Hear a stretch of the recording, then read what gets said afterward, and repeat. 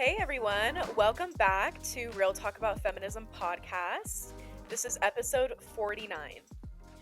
Episode 49, and we're going to be talking about how the COVID-19 vaccine has affected your periods. I'm so excited for this one because obviously we've talked about how we're both vaccinated, and it was weird because one day we were just talking about, like, somebody said, like, yeah, since I got vaccinated, my cycle's been off or something, and we were all like, yes, like, literally, us two, our mom, our two sisters, like, all of us were like, yeah, something is off. So that was the inspo for this episode. Yep. And before we get into it, though, anything? Any updates? Well, we just got boba.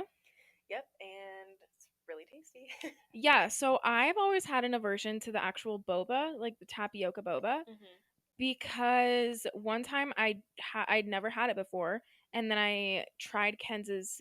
I just thought it was tea, but it had the tapioca in it, and I slurped it up, and it was slimy, and I wasn't expecting anything like chunky, and it just like really grossed me out, and so I never had it after that. But I go and get boba all the time. I just get the tea. And so then this So you don't get boba. Yeah, but I just say boba because it's the tea. Yeah. So then this time I was like, you know what? I'm going to try it again, like, because now I'm expecting it. And then I just slurped up one little boba.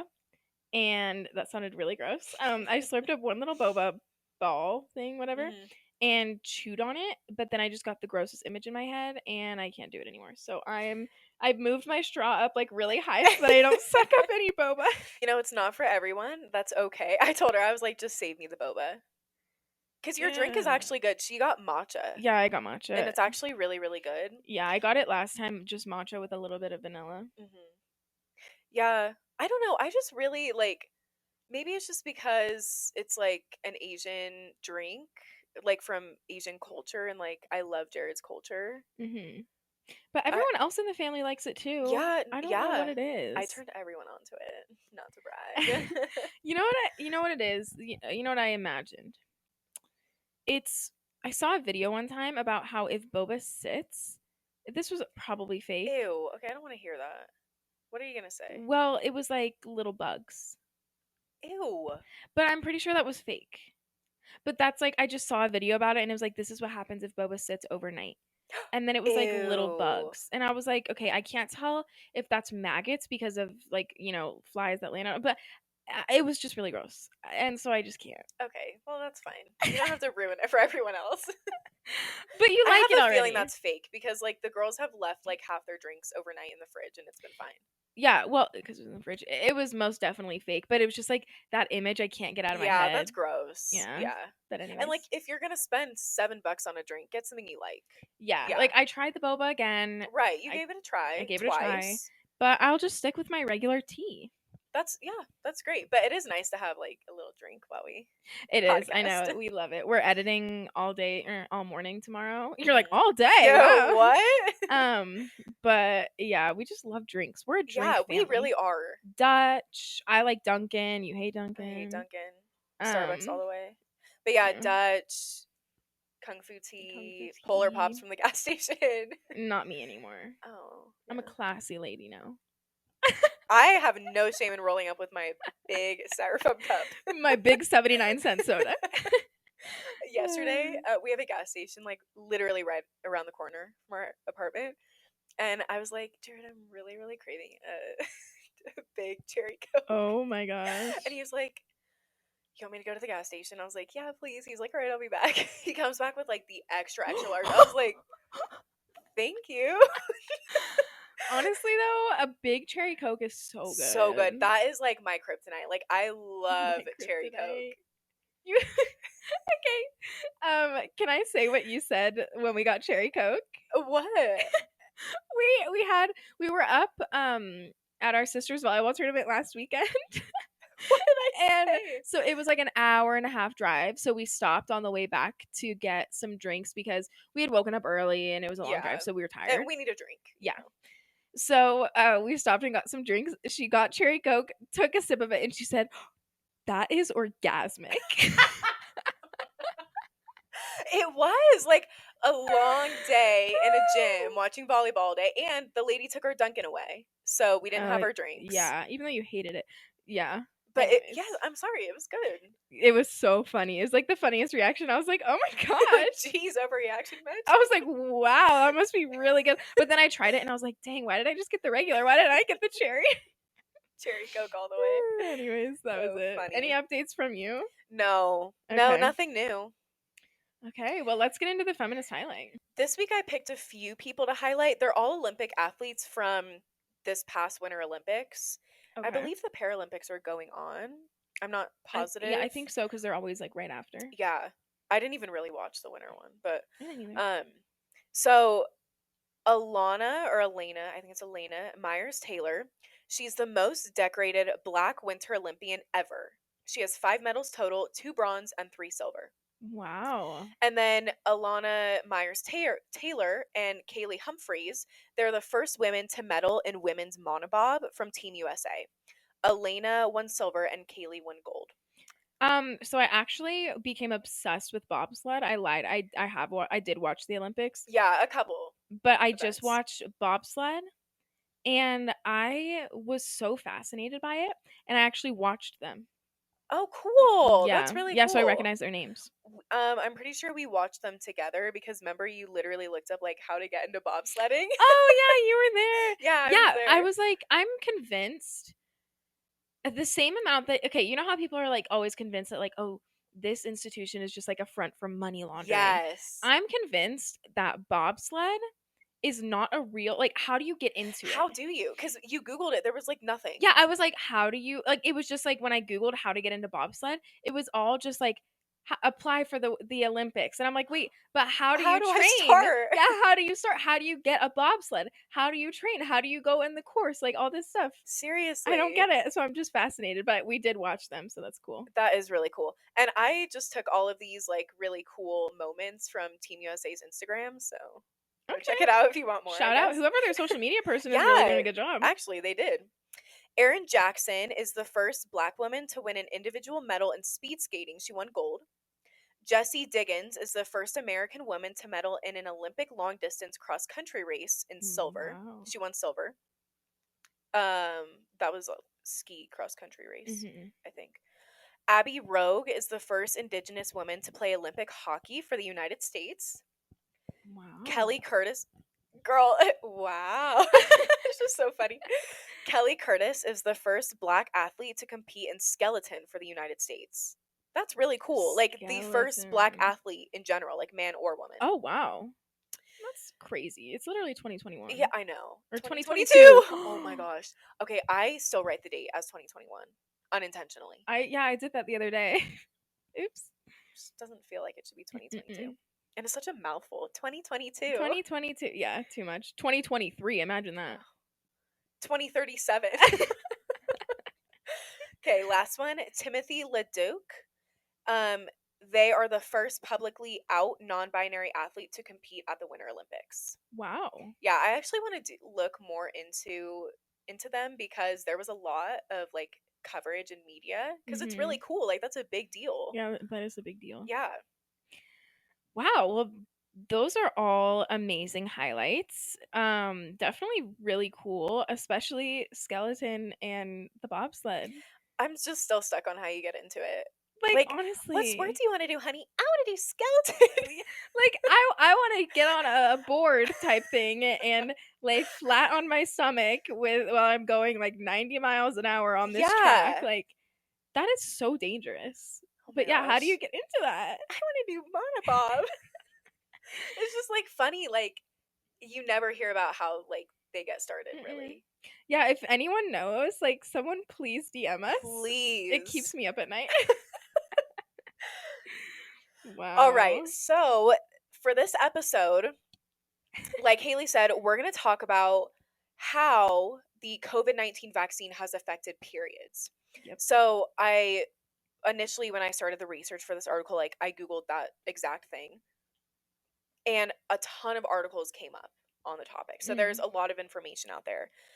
We polled all of you, our listeners, on our Instagram. It's @Real Talk About Feminism Pod. We do polls occasionally, and we have like, information if you want to like stay up to date. We have sneak peeks, whatever. So Yeah, we do a definitely go give lot us a on there. follow. Yeah. Yeah. We polled our listeners and we said, if you were vaccinated against COVID-19, did you notice any changes in your cycle and period? Out of 24 people that voted, 83% said no and 17% said yes, which was shocking to me. I was like, oh, Shocking. how? Okay.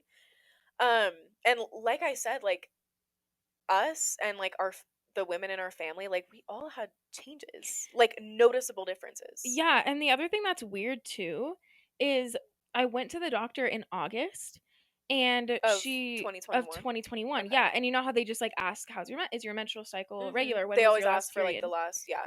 Yeah, and so she asked that and I was like, "Oh, my last period was this." And she was like, "Okay, is it normal for you to be abnormal?" And I was like, "Well, it is," but I told her I was like, "It's been a lot more abnormal since I got vaccinated." And my doctor, or she was an NP, she was like, "Oh, same." She was like, "My cycle has not been the same since." And she's like, "I've heard a lot of other people too." So I was shocked by those results.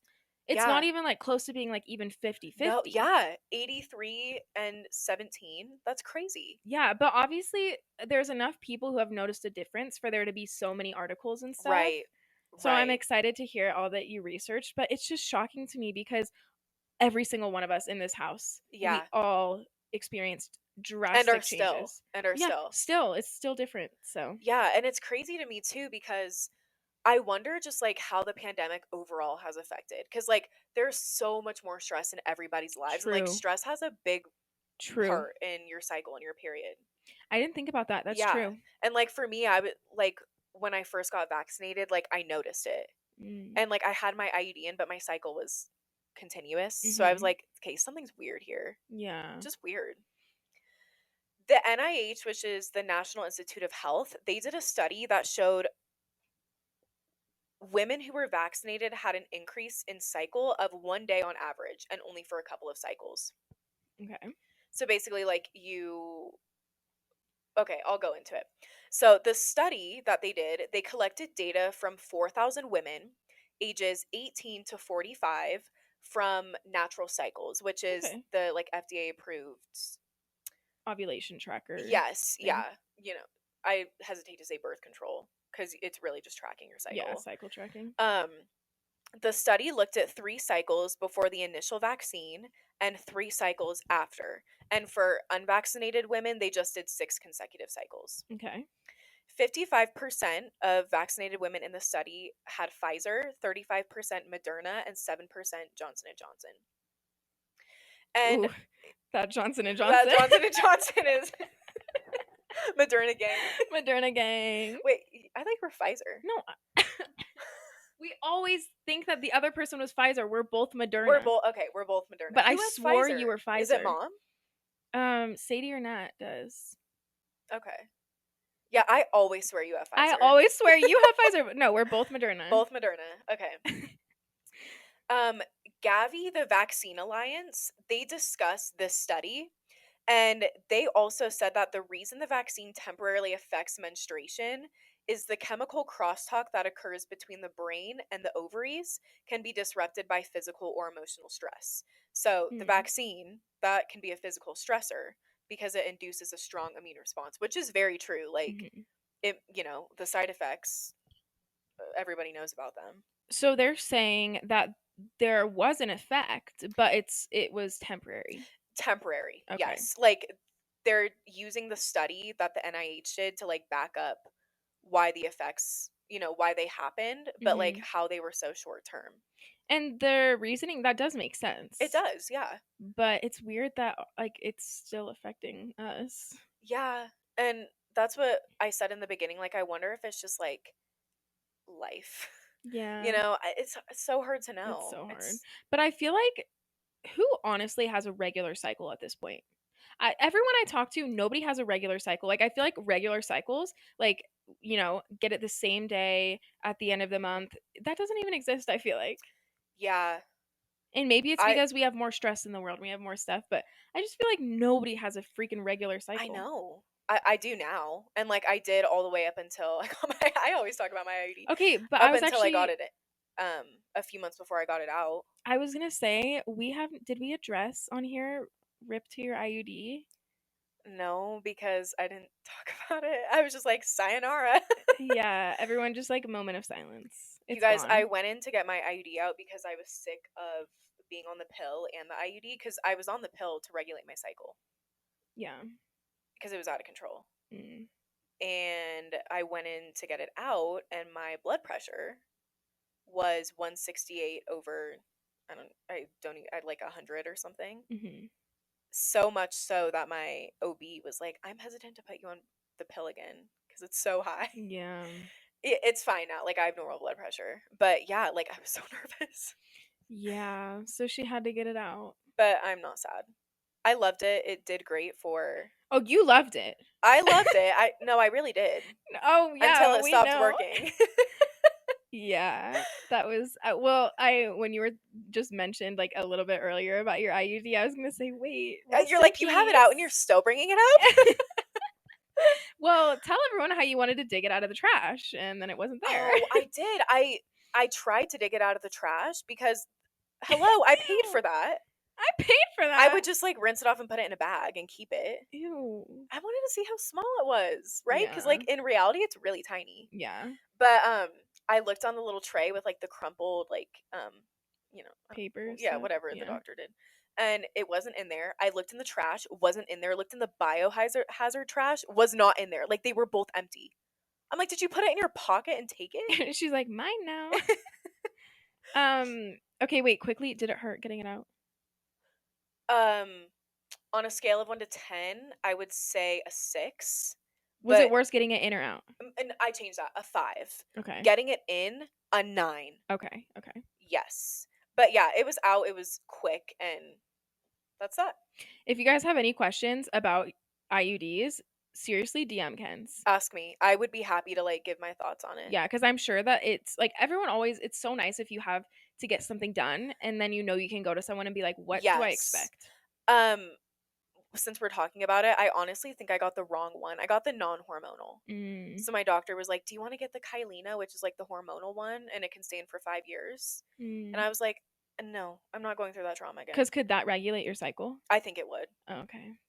Yeah, but my So my you, whole thing is like, I don't want to be on anything. I just don't want the yeah. hormones, which is why I got the copper IUD. It's non-hormonal. But And like that now was I'm on the pill strictly again. just so that you couldn't get pregnant, right? Well, doesn't. What do you mean? Like the copper one just prevents pregnancy because it's non-hormonal, so it doesn't regulate your cycle. Right, right. Okay. Yeah, that Yeah. sucks. Yeah. But anyway, it's out, so Yeah, that was a side note, but we just had to recognize her because she rip. was always brought up, and I'm not saying it was a bad thing, No. but like I feel like she was honestly a guest on the episode. Honestly, yes. So we love her. Okay. So, I also found an article from the New York Times. And like I said, there were so many articles about this because it's just so interesting. Like, there's so many aspects from the pandemic that like Mhm. I'm so fascinated by. Um, this New York Times article basically said the same thing as the other sources I read. Okay. They said most changes reported in women's menstrual cycles after receiving the COVID vaccine were temporary and not significant. Hmm. Like basically the women who were in the study and like who were asked like didn't even really notice. My changes were I know. I was like, significant. "Hello. Why didn't you talk to us?" Yeah. It talked about women reporting odd changes in their menstrual cycles, including late periods, heavier bleeding, painful bleeding, and even postmenopausal women having a random period after not having one in years. And that was like the That's very weird. few people that they talked to. That's weird. Weird, right? Like, Imagine you're like in menopause and you're like, finally, no period. Let me and get it's it. like, boom. Aunt Flo comes to town. Literally. You're like, what? You're like, this isn't possible. Oh my gosh, it shouldn't be. Mm-mm. The conclusion, though, was that women were bleeding for one more day on average than normal. Mm. Which, like, honestly, like, I probably wouldn't even notice that either. If it was just one day. Yeah. Yeah. So, question, how did it affect your cycle? So, for me, my flow, like, typically, I've had a very heavy flow. Mm-hmm. And it was basically, like, sometimes I wouldn't even have to wear a pad. Weird. Yeah, so it affected it in that way. And like I specifically remember like that was after I got vaccinated. And like the days, like I would have a lot more PMS and like days leading up to bleeding where I'd be like, I'm pretty sure I should be bleeding now. Yeah. Or it'd be like 5 days going by and then I bleed for like 3 days, which is not normal. That's so weird. Yeah. Yeah, mine changed because my cycle, so my cycle length is 43 days. My cycle's really long. That is long. But before the vaccine, my period was extremely light. Mm-hmm. Like I would wear a pad for the heavy day, but it was never like uncomfortable where it's like, oh, I feel like I'm wearing a diaper and I'm sitting in my blood. Yeah. Like I would no just gushing. Yeah, nothing like that. Well, the initial when you actually wake up, Yeah. but yeah, it was like really light for like 3 days. And then it would be over. And now I have literally period symptoms for a week leading up to my period. Yep. And then my period is like a week late. So that whole week I have symptoms and then I actually bleed for a week. So I literally have like almost like a 2-week period now. Which is half the month. Yeah, it literally sucks. And I just looked at my Flow app so bad. and it says period in 11 days. And I literally just got off like a week and a half ago. Oh, that's so annoying. It's so annoying. Yeah, I'm like, get this vaccine out of me. Yeah. Just kidding. No, that is really annoying though. Yeah, but like mine is like drastically different. Like literally going from having nothing to having the biggest thing ever. Yeah, seriously. Yeah. We love talking about our periods. We do. Like I feel like every episode we try and bring up like our cycle in some way or birth control. Well, I just love it because I've been so intentional about tracking it now. Yeah. And I feel so much more in tune with myself. Yeah, it's a really good feeling. Yeah, and like honestly, like this makes me sound really bad, but honestly, whatever, I'm just gonna say it. You're like, what are you gonna say? What are you gonna say? I never really understood the entire process of this cycle. Like, oh, I don't think you're alone in that. I know I'm not alone in that. And Yeah. so that's why I'm like, I'm just going to say it because like I might sound dumb, but I know I'm not alone. But once I started tracking my cycle and understanding like, oh, I'm having cramps 2 weeks out from my period because I'm ovulating. Right. And ovulating, I obviously knew what ovulation was, but I didn't know when it happened. I just didn't know. Or like why you have, like you said, certain symptoms with like certain parts of your cycle. Mm-hmm. It's so interesting. Yeah, and I realized that I get really tired when I'm ovulating. Mm-hmm. And so then like, and I love that about the Flow app. Flow app needs to sponsor us. They really do. But I love that it'll be like, you might have a headache today or you might be tired today. And then you obviously have to go pay and figure out why. And then I'm not going to do that. But like, it's just, I never really understood my cycle. And so I think that's why I love talking about it because I feel like I really understand my body now. Yeah. I know, which is like, again, sorry guys, but like why I want to get off the pill because like I've heard so many women like on TikTok that are like, I'm not on anything and like I feel so in tune with my body. And like I feel like more feminine than ever. I'm like, I want to feel that way. No, literally that is exactly how I feel. I want to feel that way. That is exactly how I feel because we've talked about this. Like I was literally on the pill for 4.5 years. Yeah. And I like literally I was shocked. Like, remember, okay, in the movie Percy Jackson, remember when they're like eating the lotus flowers and they're like stuck there forever and then they finally break out of it and they're like, wait, we've been here for this long? Yeah. That's how I felt when I saw how long I was on the pill. I was like, what? Yeah. And getting off of it, I just like felt so good. Yeah. I know. I wonder too, because like that like week that I wasn't on the pill, I don't know. I feel like maybe it was like worsening my SAD or something. Oh. Because like ever since I've been on, I'm just like, I don't know. Just there's like so many layers to it, There's so many layers. But anyway, let's get back into it. Yeah. Big tangent. Okay, so I figured since we're talking about like periods and the vaccine affecting it, there are a lot of other things that can actually affect your cycle, which is, I guess, hard to research this topic because it's like, yeah, it could be the vaccine, but like maybe you had a big life change or something. So, according to Very Well Health and the Cleveland Clinic, pregnancy, Ooh, the big one. Big one. Lifestyle factors like excessive exercise, like remember in cross country when like you didn't have a period? Yeah, literally like none of the athletes had a period. I did because I wasn't that good, but but no, seriously, like tough hard, excessive exercise, an unhealthy diet, excessive stress, certain medications. They mention specifically like antipsychotics, antidepressants, ADHD meds, and some other ones. Those can alter your cycle. And that makes sense. Yeah, it does. It affects a lot in your body.